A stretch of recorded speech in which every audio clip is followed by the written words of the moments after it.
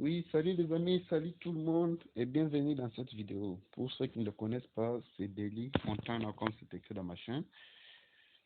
Oui, aujourd'hui, nous allons faire une vidéo concernant les conditions if, c'est ça. Cette vidéo sera divisée en trois parties. Une partie pour les if, une partie pour les else if et une autre partie pour les else, c'est ça. Pour rappel, c'est la programmation sur Android, c'est-à-dire sur smartphone. C'est ça. Pour bien comprendre et aussi utiliser ça, connaître utiliser ça, vous devez voir la première vidéo là de programmation Android, comment programmer sur Android.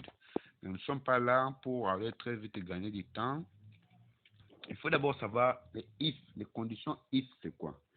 Ce sont des conditions qu'on donne. Par exemple, tu peux dire à quelqu'un, va au marché, si tu trouves les carottes, achète-moi des pièces de carottes.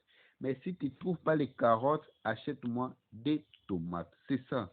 C'est la condition que nous avons donnée à la personne là, c'est ça. Et aussi, dans notre programme, dans le téléphone, dans l'ordinateur, en programmation, les conditions aussi se donnent d'une manière ou d'une autre selon ce que vous voulez.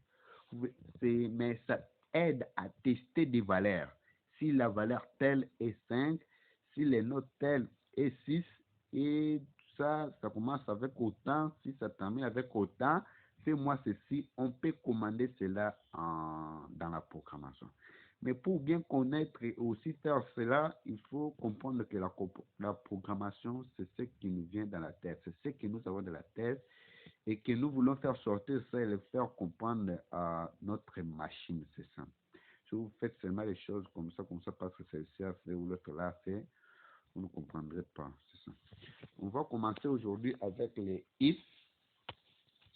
Pour faire cela, on va créer d'abord une variable du type int. On va le renommer à n'importe quel nom que vous allez donner.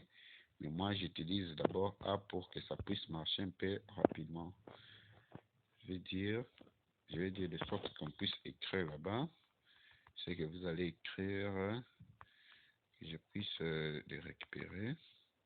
Console.readline. Mais avant tout, il faut que je dise quelque chose. Entrée, console.writeline.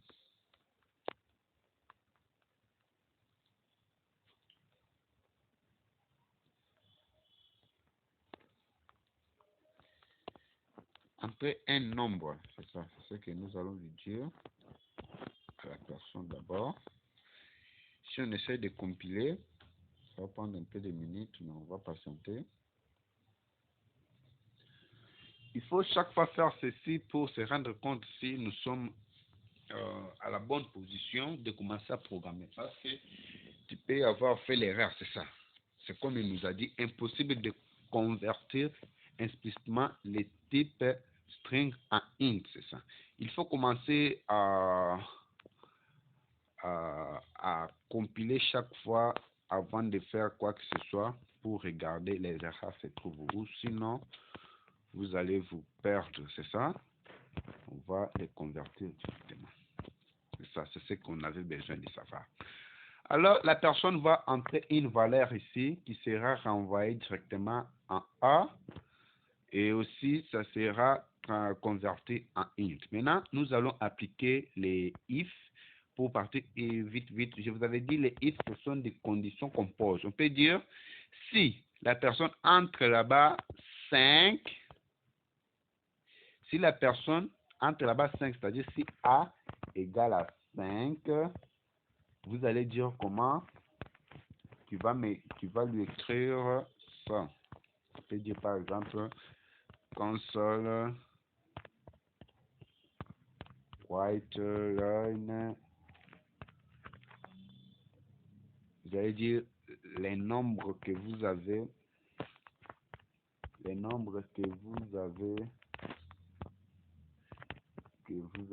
entrés.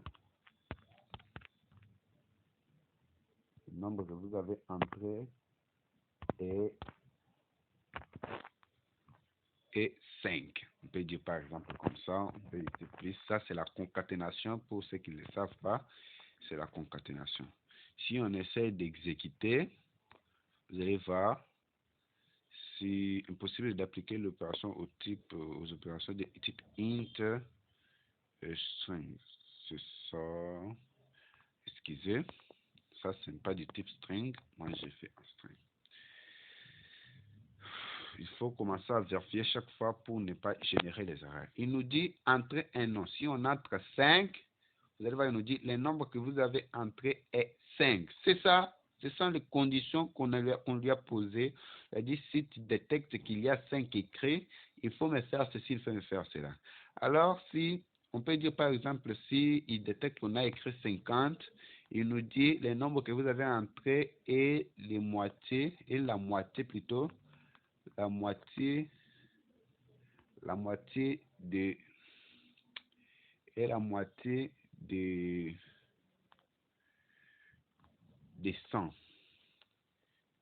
par exemple. Ça, ce sont les conditions qu'on donne. On peut dire cela. Et si on entre 50, vous allez voir, il nous écrit le nombre que vous avez entré est la moitié de 100. Ça dépend de ce que nous voulons faire. Et ici, on peut faire par exemple, pour utiliser quelque chose là, on va changer ici. On va le mettre en string. On va changer notre variable. On va faire string a qui est égal à ce que nous allons écrire. Et on dit si a n'est pas égal, si a n'est pas égal à délit, par exemple, ce sont des exemples que je donne. Vous allez aussi utiliser vos exemples. S'il n'est pas égal à délit, vous allez dire, tu vas m'écrire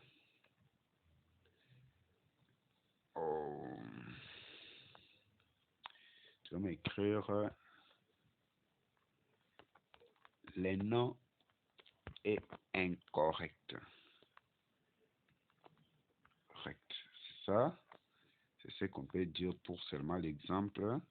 Si on essaie de lancer. Et moi, si j'écris une autre chose, je compile, il me dit le nom est incorrect. C'est ça.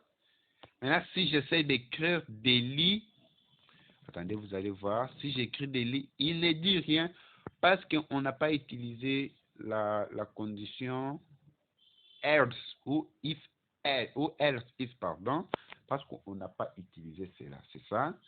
Là, nous allons voir dans la vidéo prochaine. Mais si ce qu'il a écrit égale à délit, peut-être, on va faire de sorte que si c'est égal à délit, avant d'écrire délit, on va dire, si ce sont des exemples que je donne seulement, on va dire avant tout qu'il regarde d'abord la longueur du nom que j'ai mis. Le nom que j'ai mis contient combien de lettres. Et si ce nom-là contient 5 lettres, par exemple, si ce nom-là contient 5 lettres, c'est-à-dire, il nous écrit le nom est correct. C'est ça. Si on essaie de compiler, on écrit par exemple le nom de 5 lettres, peut-être délit seulement. Il nous dit le nom est correct. Mais si on met un nom peut-être de autant de lettres comme ça, il ne dit rien parce qu'on n'a rien fait. C'est ça. Là, il regarde si le nom qu'on a entré contient combien de lettres. S'il contient 5 lettres, là, il nous écrit ça. Mais vous devez savoir qu'il y a aussi, avant tout de dire cela, je peux lui poser la question ici pour vous faire bien comprendre. On peut lui poser la question: qui est le président de la France? C'est ça, c'est la question qu'on peut lui poser. Maintenant, nous allons poser une condition ici. Si le nom qu'il a mis, est égal à Emmanuel Macron, là, il nous dit le nom est correct. On essaye de compiler d'abord. Qui est le président de la France? Je dis Emmanuel Macron. C'est ça, il me dit le nom est correct, c'est ça. Mais si j'essaie d'écrire n'importe quel nom, je peux écrire Délit comme j'ai toujours utilisé. Si je lance, il ne dit rien parce qu'on lui a rien proposé. C'est ça. Alors, vous devez savoir qu'il y a deux façons d'utiliser les if. Il y a les if qu'on appelle ça des conditions simples ici. Et il y a aussi l'autre if qu'on appelle les if nested, c'est ça. Les if nested, on applique ça comment? Si je peux d'abord enlever ça et vous montrer comment ça marche. Je peux retourner notre nom, notre ancienne phrase qui dit entrer un nombre. Entrer un nombre, c'est ça. Maintenant, on va lui dire si le nombre que nous avons entré, sa longueur, 20, c'est-à-dire sa longueur est égale entre un nombre, c'est-à-dire sa longueur est égale à entre un nombre, pardon. Si sa longueur est égale à 4, c'est-à-dire là on va appliquer les if nested là. On va dire si la longueur de ce qu'il a entré est égale à 4, là on cause encore une autre condition. Bien sûr c'est égal à 4, mais if encore ce nombre là est égal à, peut-être on peut dire, peut-être on peut utiliser un nom qui dit A, B, C, D, c'est ça. Si, excusez,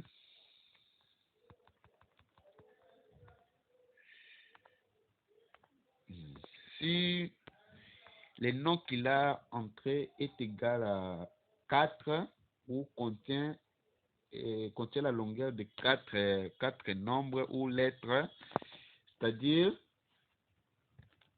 on teste encore directement. Si c'est égal à 4, sa longueur est à 4, mais que ce nom-là est égal à A, B, C, D, il nous écrit 100. On va le copier et l'entrer là-bas. On va le copier et l'entrer là-bas. On va le copier et l'entrer ici. C'est ça. Il va nous dire le nom est correct.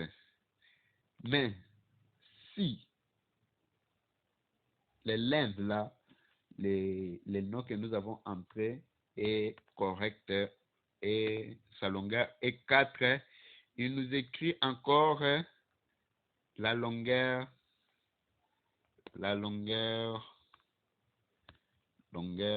est correcte.